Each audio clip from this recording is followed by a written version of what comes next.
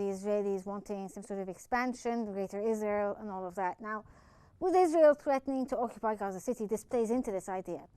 Is this ceasefire a sort of pause towards this goal, or just, a tactic, a negotiating tactic, I suppose, to get a breather and, decrease the pressure or international pressure on the Israelis so they can later go ahead and occupy Gaza City and then play into the Greater Israel ploy? Well, Israel wants more than that.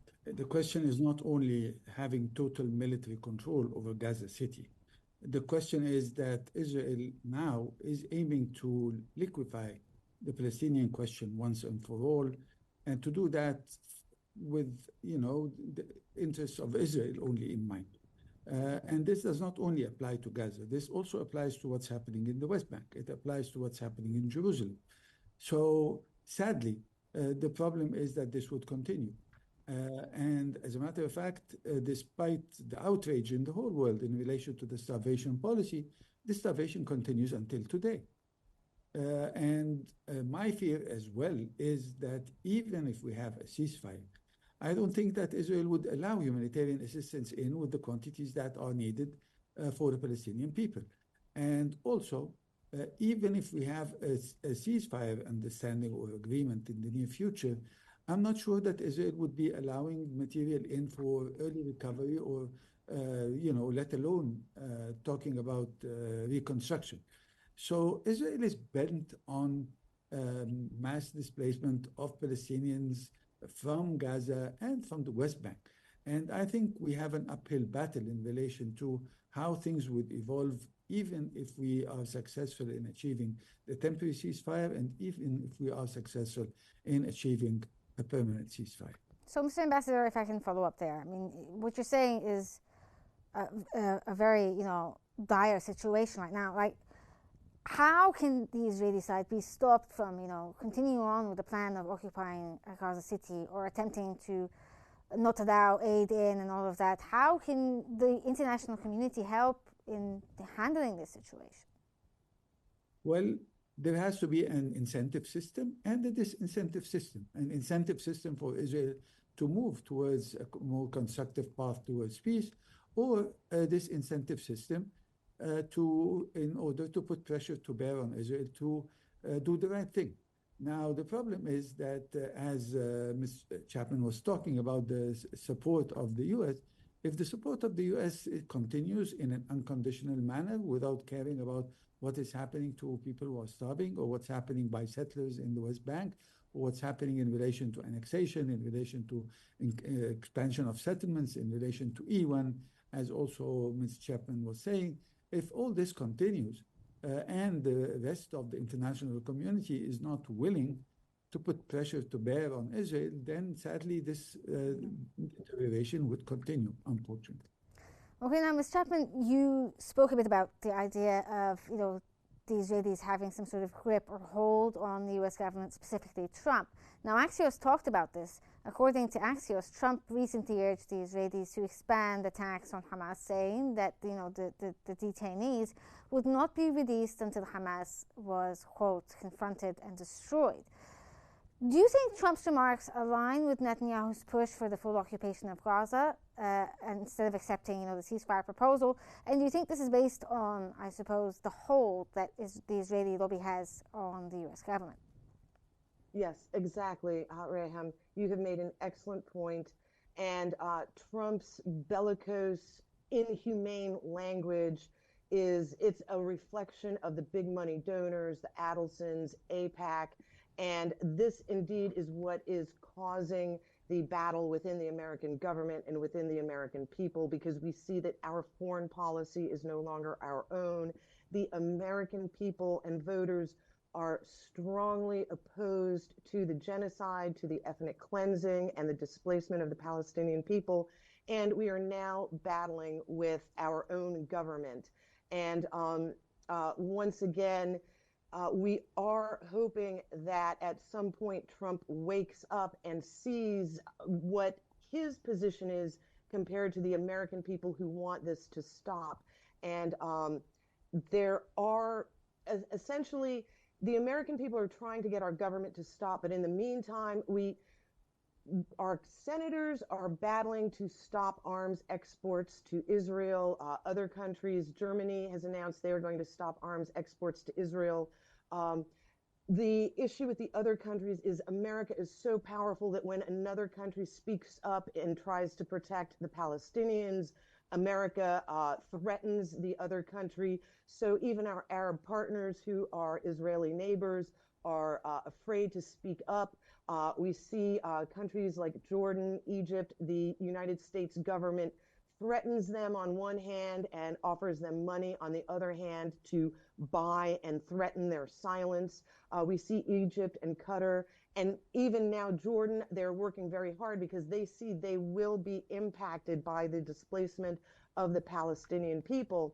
And what the American people are pushing for now is an economic boycott. We are hoping that other countries can unite and boycott the Israeli economy. They're already but wasn't there some sort of backlash from the U.S. government when, you know, he came out with a statement saying that basically states that will boycott Israeli products will, you know, not receive funding for disaster funding, basically.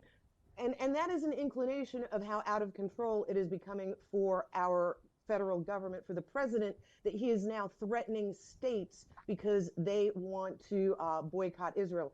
And before, I was specifically speaking about an international economic boycott of other governments around the world just in opposition and resistance, much as the very brave Ansar Allah fighters are doing in Yemen, and they are taking an incredible beating because of this. But if other countries, without even a military intervention, could organize economic boycotts of the country of Israel, this would do a great deal towards expressing international displeasure and also hitting the economy where it hurts. They have already had to close the port of Eilat. They suffered a great deal of damage to their infrastructure and their ports and imports during the 12-day war. And this is not, Israel has been engaged in this for decades. There is resistance around the world. The biggest problem, I agree, is the American military might behind Israel. However, this is changing because the American people are no longer they no longer support Israel. Israel has lost the Democrats. The Democrat Party is completely opposed to Israel now. And we're seeing in the Republican Party, the younger Republicans and normal Christians are turning away from Israel. And we just have the older establishment, the military-industrial complex, and the evangelical Christian Zionists who are now being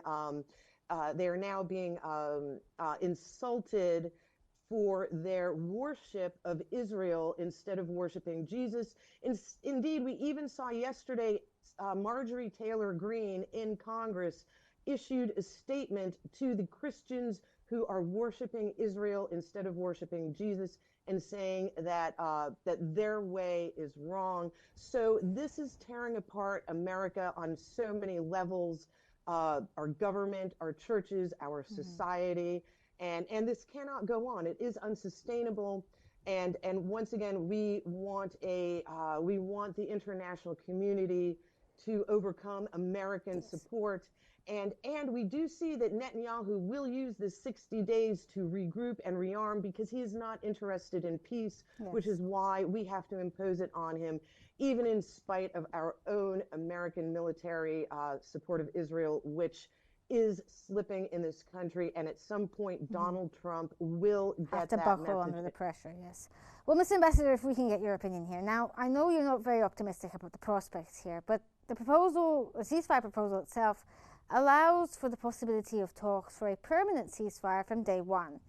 If the Israeli side accepts this, does this somehow break the old cycle of failed deals in the past that we've seen?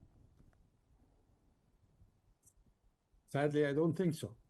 I hope it does. But, the question is not, again, it's not about the ceasefire. The question is about the ultimate objective.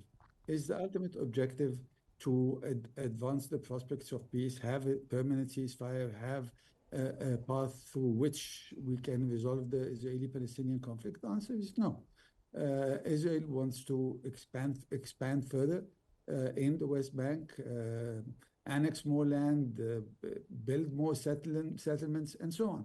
And as far as Gaza is concerned, they want to depopulate Gaza.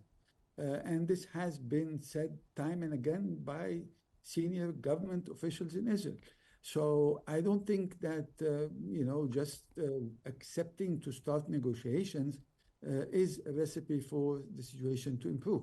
No, the question is whether Israel would be having reasonable demands in relation to how things should advance in the future with the help of Egypt, Qatar, and the United States. But with this attitude of having wanting to impose surrender conditions on all the Palestinians in order to stop the military attacks and so on, this will not work. And this will not work also in the West Bank with what's happening with settler violence and annexation and settlement expansion.